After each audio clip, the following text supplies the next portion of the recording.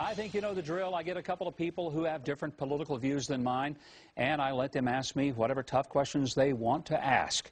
My challengers are liberal commentator and associate professor of politics at Occidental College, Caroline Heldman, and Newsday columnist and Fox News contributor Ellis Henican, who's back with us again. Caroline, Ellis, good to have both of you here. You better be ready. Look, I'm ready. The question is, are you guys ready? How are you going to defend this president in his mismanagement of this crisis? Governor, why on earth are you letting BP off the hook? They're the ones who did it. They're the ones who had to. Why blame Obama for something he had nothing to do with? Well, what Obama has something to do with is the management of the crisis. No, BP is responsible for the shoddy way in which they handled not only the drilling rig itself, but also their mismanagement of the oil spill afterwards.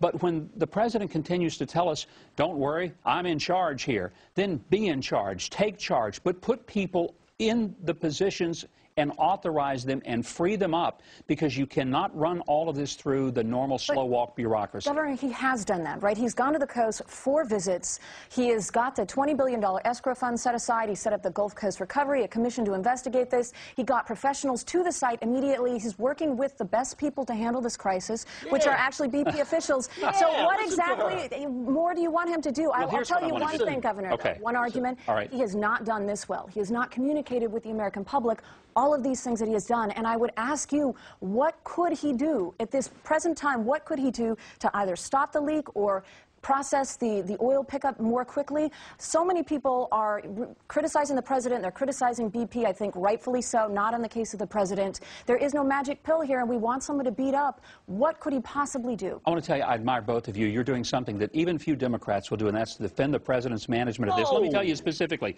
Let me be specific. When the Dutch government, 3 days into this, offered to send the skimmers, he should have said yes. He should have suspended the Jones Act. That's a political issue. We don't have a need for this. He should have authorized the governors on the coast and their emergency. You asked me a question, I'm giving you an answer.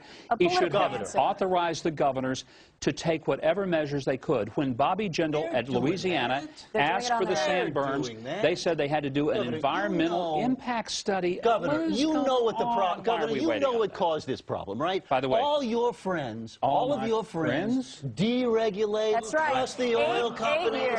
Let them do what they want. We can trust the oil companies. This sounds like a wrestling match. This is what you get, Governor. Let's regulate these people. Let's make this safe again. You know what? 8 years of it's not a matter of the regulation is there, but Barack Obama's the MMS was in the pocket of big business. It's very clear. And whose administration? Bush and Cheney, two oil guys.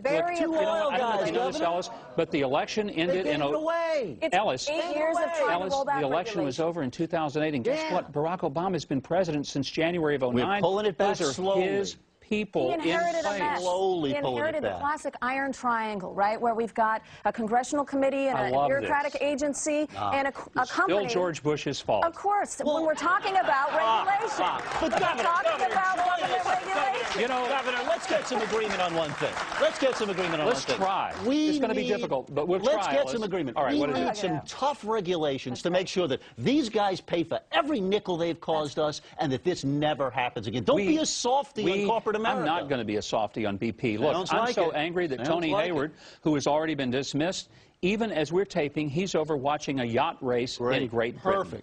Perfect. No, I'm totally angry about that. 80% of the American public blames him and is angry about here's what I would also say. When the president needed to be sending people like Craig Fugate, his FEMA director, down to the coast to manage, he's sending Eric Holder, the Attorney General, to figure out who to sue. Look, this is the... Are you deflecting again? No. Hold on. I'm giving you an answer. If you have a car wreck and the cars are in the middle of the interstate, the first thing you do is send the EMTs, not the trial lawyers with business cards. There's a time to bring the lawsuit. I want them to pay. The first thing you do is bring the jaws of life and extricate the people who are in the And he did both, Governor. He sent thousands of experts down to the Gulf Coast. He did both. So Nobel Prize winners. Experts are people like the ones we had on my show, the ones he doesn't even acknowledge who exist, the ones whose ideas and solutions he says haven't even happened because there's nothing new in 40 years. We've got people who everything from hay to hair to every kind of imaginable. That's going to take no, seriously.